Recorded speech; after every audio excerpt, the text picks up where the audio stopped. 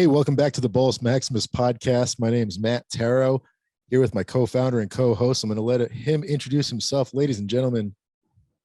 Hey, how's it going? My name is Brandon A. Denson. I wanted to get that out of him because he's got such a great radio voice. We are back here for our third season. Looking forward to getting things off the ground. If you're interested in joining us, please reach out. We'd be more than happy to have you on the podcast. Today, Brandon and I are going to talk about something I think we both just went through something. And I think it's relevant to talk about. So did you just see a doctor or you just saw an endo? I did just see a endo recently and video or in person? In person, which was good in my opinion, because I think that was, sometimes we look at the telehealth, doing those things online. Some people love them, some people don't. I'm more of an in-person type of person. I want to, actually have a dialogue with a human directly, not through a screen. So I was actually very, very happy about my actually last couple of appointments.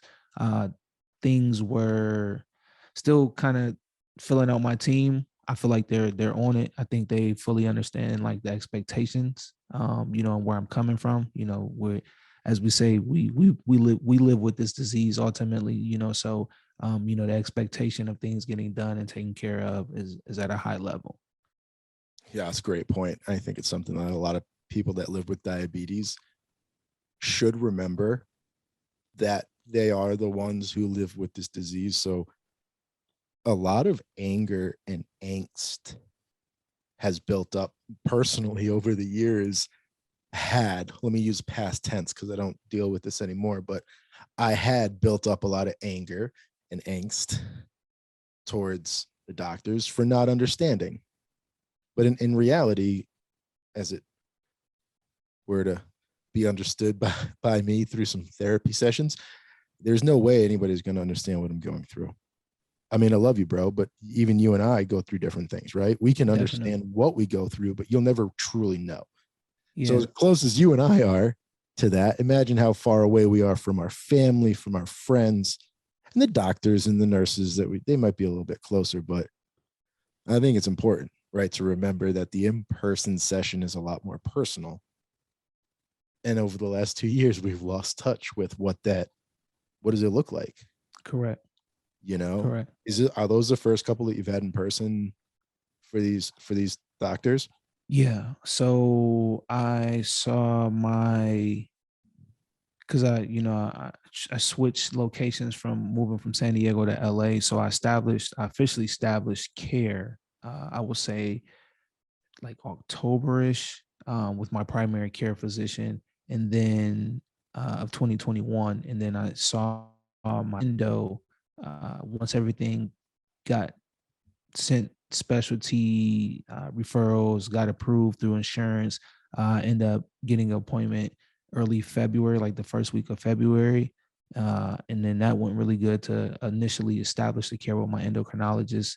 And like I said, I think the staff that I'm working with now, not anything against the staff that I worked with before, but it was all through telehealth, and I didn't personally feel like it was for me, but now being in person, actually talking to the endocrinologist, letting them know like the next steps on things that I want to try, things that I want to do, and kind of like just reestablishing it, so I can actually get exactly what I want and be in person, which makes a big difference for me. Do you feel like you're more in the driver's seat in that regard than you ever have before? Like, is this more of like an empowering situation for you? What changed? I think just knowing what I want, knowing what I ultimately just knowing what I want. So I know what I don't want, so, and I think I made that pretty clear, when I met with the individuals. Ultimately it's my job to make sure I'm fine, but collectively it's our job to make sure I'm fine and I'm getting the care and the proper assistance that I need to make sure I'm at the best level possible, so I have to hold myself accountable and I have to hold my team accountable as well. I just let them know, if that's too tall of a task, then, I'll figure something else out. But my endo and, her nurses as well, like they seem all on board, so I think they're probably not used to having somebody like that. I'm not gonna say I'm different than anybody, but like I have a high expectation on how I should be handled. Yeah, and I think we had a great conversation this past Sunday. Shout out to the individuals who have been joining our calls throughout the last couple of years. Wild to say. But this past Sunday was something that we reflected on the last 2 weeks. And what we highlighted was where are you in your life and basically diabetes through your eyes in a short summary. Not it's not something that we need to um, overthink. It's everybody is an individual case, but it was really good to hear from some of the individuals who shared this past Sunday. So if you've never joined a call, please do so. Really great information. We don't record them, but we do record these. And so in this, Hey, I wanna ask you too, man, because you just recently moved, you reestablished care, and you just recently saw endo as well too, right? great question. So how did that? Let us know how that went.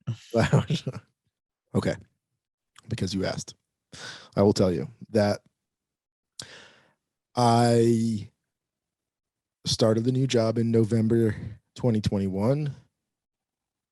Decided that I would like to move myself to a different state in a different place as I am in a different place in my life. So I am currently sitting a mile above sea level in Denver, Colorado. What's up? Elevated. And I came out here with this new job and this new insurance, and lots of conversations that you and I have had in the past about PPO versus HMO versus Medicaid, Medicare. What are the benefits and negatives or hold or reserves for people about certain types of care. And for me personally, it's always been PPO because I want to have that choice. And so the first doctor that I found that had an opening was an ophthalmologist. And so I went and saw an eye doctor. Super relevant to break into this conversation because I think confidence is something that you and I possess, thankfully, because of where we've come from, our experiences. What doesn't kill you makes you stronger, but it doesn't always make you confident, right? And so it's really overcoming certain things. And what we've overcome is going into the doctor's office thinking that we're right and actually being wrong, and then going, all right, maybe the next time maybe I'm not so much of a ASS. Why did I say that last time? Right. And I've reflected on that because I recorded a couple of my appointments. And I actually went back and listened to them. So let me tell you about those appointments and how it's relevant to the ones that I just had. Is that when I saw my endocrinologist in Marina Del Rey, California, I saw an individual named Dr. Robinson. He was a great help to my diabetes management overall. I will say that first and foremost. I was truly grateful for his care. I had good insurance at that point. He was a Black man, respectfully, probably over 60 and definitely over 250 pounds, if not maybe more. And so him and I physically couldn't look more opposite ends of black and white. I was a kind of a skinny. I was way skinnier than I am now. Shout out to 2015, Matt. Um, Skinny white kid, right? And an older Black man. And so what I used to say to individuals, even in the diabetes community, as we were talking about, I said, if somebody asked you if you looked at the both of us and someone said, which two of these people, humans, has diabetes, a lot of people probably would have picked him. And he didn't, he didn't have it. He did not have diabetes. I did. And this is about the lack of confidence that I had in myself at that point. I've come to a place now where I have this confidence. So I've gone into the doctor's office now with my head high going, whatever I hear, regardless of who's giving it to me, didn't matter before, it doesn't matter now. But I am getting it from somebody who looks exactly like me. And that conversation was a lot more lax than any of the conversations I had with the doctor in Marina Del Rey. Can I ask you a quick question? Please. Did it make you feel uncomfortable that you weren't No. actually talking to somebody that looked like you, or like culturally, like No. coach? Okay. No, Okay. that never made a difference to me. Okay. I never thought about it like that. Yeah. And it wasn't a prospect in my brain that like it even made a difference. Yeah. It wasn't. But what was a thought was that, physically speaking, appearance wise, because of our differences in just in shape, not in, well, yeah, in color too, because more African Americans are overweight, labeled type 2 diabetics, right? Yeah. And listen, yo, there's a lot of fat white people. Statistically, yeah, we would say that the obese on the obese spectrum. Yeah. Eat more plants. Damn it. All right. So eat more plants. Listen, shout out to streaming services everywhere. If you're watching something on Netflix and you watch the documentary series Animals, there's one about apes, the lowland gorilla, the silverback gorilla. 99% of their diet Plants. is plants. And then one of the strongest, pound for pound, one of the strongest animals on the face of the earth. Yeah, all they eat is outrageous. Yeah, it's absolutely outrageous. Watching two of the motherfuckers go like, yeah. So I think that has a big that had a thought in my mind, like, I'm looking at an individual, like, am I really taking advice from somebody? Like, do you take, like, respectfully, or is everything okay? Like, you're all right? He didn't seem happy. There were times that I saw him smile, but I was pretty much critiquing and making fun of myself. Yeah.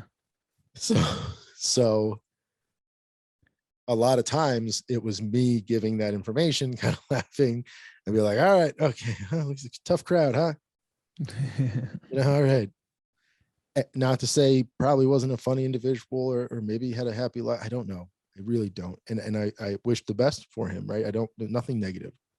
But I know that when I went into these conversations just this last week, a couple of weeks, I saw an ophthalmologist, probably in his late 30s, early 40s, white guy, tall white guy, well dressed, no, all the medical things on the wall when you walk in.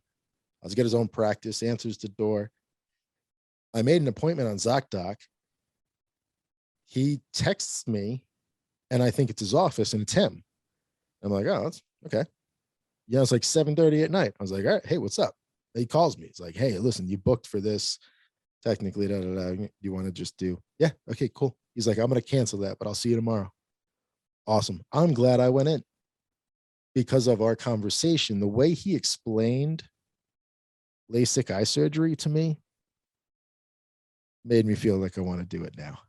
Made you feel really comfortable, right? Yeah. And not scary, not like, oh my God, they're gonna cut my eye open. It's just more so like, am I in the moment thinking about the fact that the color of his skin makes a difference? No, it's not. It's the conversation. But it's the conversation. But because of the confidence that I personally had when I went in there, and I was met with his confidence as a doctor, maybe that is probably, I'm going to call myself out, because that is almost a racist way of like, well, because we're both white and confident, like that's the only way to achieve that. That's not the reality of the situation. No, I know. Did we just become best friends? so that's not how things work. Yeah. And I brought it up a couple times recently, and I want to continue to say it, and I will continue to emphasize the privilege that I experienced as growing up with the doctor lifestyle. Like, I was a kid in a doctor's household. It was wild, not even something most people could concept. So I do understand being in a situation where I'm calling every day for a week to try to book an appointment that I'm going to talk to somebody on a cell phone and not even see him in person. Yeah. And it blows my mind. Doesn't matter what they look like. I'm just frustrated. I'm just angry. see me. Yeah. And that emphasis on wanting to be seen is part of the privilege, like I should be. And everybody should feel like they can be. Can be And seen. that's the Yeah. problem. Yeah, then that's the problem. Yeah, and that's probably the overarching huge shadow, gray, dark cloud that, it's just people aren't necessarily being met where they're at, and they don't necessarily feel comfortable, Right. when they speak to doctors, and it's like it's a big push, but they're not getting exactly what they need because they're getting rushed out. If you go somewhere and you feel rushed, like let's say you go out to eat, right? And you're getting rushed to hurry up and eat, like you're not gonna want to go there. So think about it when it comes to your health. If you're going somewhere and you actually have issues or questions or concerns, and it's like, oh yeah, da da da, oh yeah, numbers look good, da da da, boom boom boom, oh da da da, oh let me write you a script, da da da da, and then it's like, Okay, bye. oh yeah, like I can't even Yo, ask the questions that I have. yeah, and I'm glad you brought that up. Be on the lookout. If you're listening to this right now in our podcast, A, really appreciate you doing so. B, think about this when we release this in the future, but something coming out to help with those kind of situations. I'm glad you brought that up because we very promptly announced at the very beginning of this podcast that we're in charge. Like, listen, don't boss us around, don't tell us what to do. We know our own bodies. The conversation on Sunday got to a point where we were talking about the time that we spend with the doctors. And the reason that came up is because you and I were very fortunate enough to be part of a panel and speak with individuals from a university, 60 strong. What's up? And they asked what would they like, what would we like them to know? And my response was, y'all, in general, it's kind of scary to go to the doctors. Like, if you haven't heard that from anybody, I just want to make sure that that's clear, because it's not just a physical thing. It's not the same as being afraid of using needles. Yeah. It's not. It's a Yeah. mental element. There's a physical element. There's an emotional element. There's relationships. There's professional careers. There's a lot of things tied to it. When you say scary too, like obviously being black, when I look at it and I hear a lot of people like growing up, like, oh, you need to go, or I hear like, I don't know, aunts and cousins, and they'll say, oh, you need to go to the doctor. I'm like, no, I'm fine.